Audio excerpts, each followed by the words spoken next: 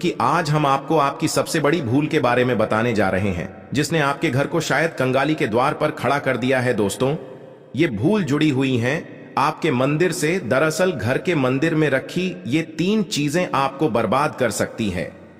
ये 3 चीजें आपके घर में मां लक्ष्मी को आने से रोक रही है। अगर आपके मंदिर में भी ये 3 चीजें रखी हुई हैं तो तुरंत इन्हें बाहर निकाल दीजिए।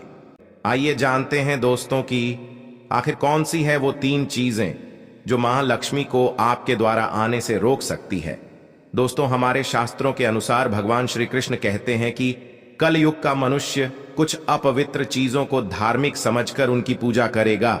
इसी के चलते आजकल कई लोग कुछ चीजों को धार्मिक समझकर उन्हें घर के मंदिर में रख देते हैं, क्योंकि वो सोचते हैं कि ये धार्मिक हैं और इनकी पूजा भी की जानी चाहिए। आप भी ऐसी भूल न करें, इसलिए सबसे पहले हम आपको ये बता देते हैं कि पूजा घर में कौन कौन सी चीजें रखनी चाहिए जो शुभ मानी जाती है।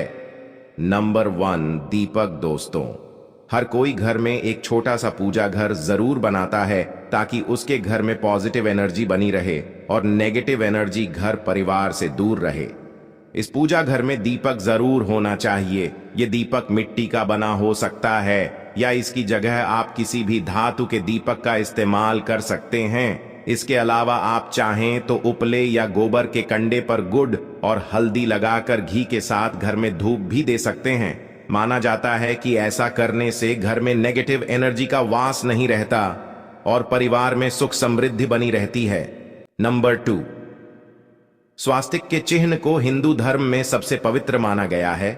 किसी भी शुभ कार्य को शुरू करने से पहले स्वास्तिक के चिन्ह का इस्तेमाल किया जाता है।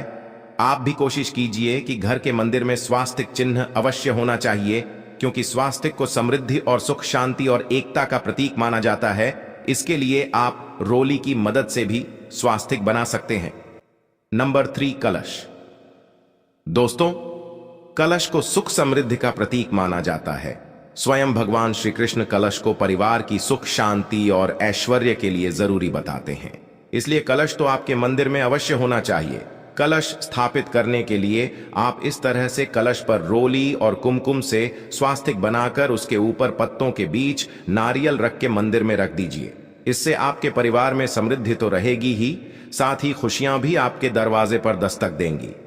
नंबर 4, शंख के बारे में जानते बहुत लोग हैं, लेकिन इसे मानते बहुत कम है। शायद ही कोई ये जानता होगा कि शंख की उत्पत्ति समुद्र मंथन के 14 रत्नों के साथ हुई थी। शंख को धर्म में पवित्र और खुद मां लक्ष्मी का प्रतीक माना जाता है, क्योंकि मां लक्ष्मी को शंख अधिक प्रिय है। जिस घर के मंदिर में शंख होता है वहां स्वयं मां लक्ष्मी का वास होता है।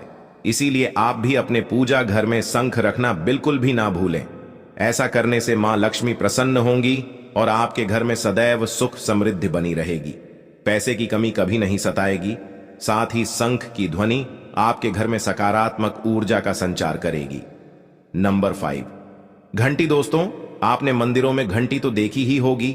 धार्मिक मान्यताओं के अनुसार मंदिर में घंटी को शुभ माना जाता है।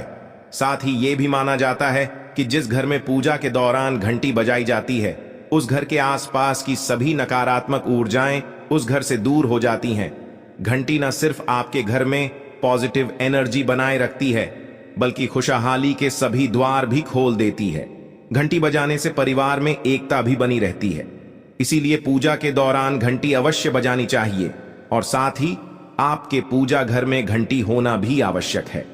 तो दोस्तों, ये वो चीजें थीं जो आपके पूजा घर में होनी ही चाहिए। चलिए अब देखते हैं गुरुजी द्वारा बताई गई उन चीजों को जो आपके पूजा घर में कभी भी नहीं होनी चाहिए। अगर वीडियो पसंद आ रहा हो तो वीडियो को लाइक भी जरूर कीजिएगा। नंबर 1, शंख में गणेश जी की मूर्ति। अक्सर देखा गया है कि लोग गणेश की मूर्ति या विषम संख्या में अपने मंदिर में रखते हैं, लेकिन अगर आप चाहते हैं कि समृद्धि आपके घर से कभी ना जाए तो ऐसा कभी मत कीजिए, क्योंकि विषम संख्या में पूजा घर में गणेश जी की मूर्ति रखना अशुभ माना जाता है। इसलिए आप अपने पूजा घर में 1, 3 या 5 की संख्या में गणेश जी की मूर्ति ना रखें। ये आपको मुसीबतों के दलदल में धकेल सकता है। वैसे दोस्तों, गणेश जी की मूर्ति को लेकर यह भी देखा गया है कि कई लोग गणेश जी की मूर्ति घर के मुख्य द्वार के बाहर दरवाजे की तरफ मुंह करके रख देते हैं। अगर आप सुख और समृद्धि चाहते हैं तो भूलकर भी ऐसा मत कीजिए। अगर आपको घर के मुख्य द्वार पर गणेश जी की मूर्ति रखनी है तो उसे घर के अंदर की तरफ मुंह करके रखिए, बाहर की तरफ नहीं। ऐसा करना अशुभ हो सकता है। इसीलिए घर के अंदर की तरफ मुख की हुई भगवान गणेश जी की मूर्ति को मुख्य द्वार पर स्थापित करें।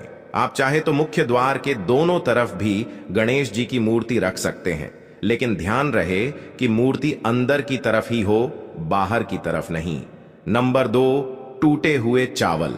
दोस्तों, अगर आपके मंदिर में भी टूटे हुए चावल या बहुत लंबे समय पहले से यूज किए हुए चावल रखे हैं तो उन्हें तुरंत बाहर निकाल दीजिए। ये बिल्कुल भी शुभ नहीं है और घर में नकारात्मक ऊर्जा को उत्पन्न करती है। इसके अलावा अगर आप उन चावलों को इस्तेमाल करना चाहते हैं तो हल्दी में मिलाकर कीजिएगा, इसे बहुत ही शुभ माना जाता है। नंबर 3, पूर्वजों की तस्वीरें। इसके साथ ही अगर आपके घर के मंदिर में पूर्वजों की तस्वीरें रखी हुई हैं तो उन्हें तत्काल बाहर निकाल दें। यह आपके परिवार के लिए काफी अशुभ है। धर्म ग्रंथों के अनुसार पूर्वज पूजनीय है, लेकिन वह देवताओं के बराबर नहीं है।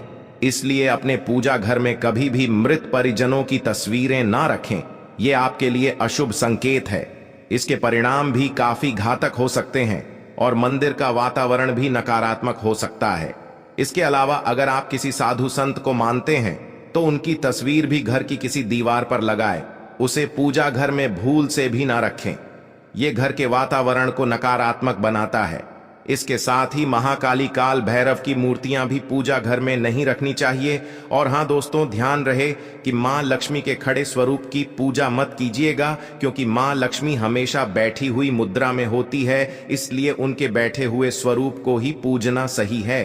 चलिए दोस्तों, अब हम आपको बताते हैं उन अति महत्वपूर्ण चीजों के बारे में जो आपके पूजा घर में होनी ही चाहिए। धर्म ग्रंथों में इन चीजों को अत्यधिक पवित्र और खुशहाली के साथ साथ समृद्धि का प्रतीक माना गया है। ये चीजें आपको खुशियों की चौखट पर खड़ा करती है, इसलिए ये आपके मंदिर में होनी ही चाहिए। गंगा जल की पवित्रता के बारे में तो आप जानते ही होंगे। मां गंगा जो हर किसी के पापों को धुल देती है, लोगों को शांति देती है। अगर आप भी अपने जीवन में सुख और शांति कायम रखना चाहते हैं तो घर के मंदिर में गंगा जल होना ही चाहिए। इसके लिए आप एक तांबे के पात्र में गंगा जल को भरकर रख सकते हैं।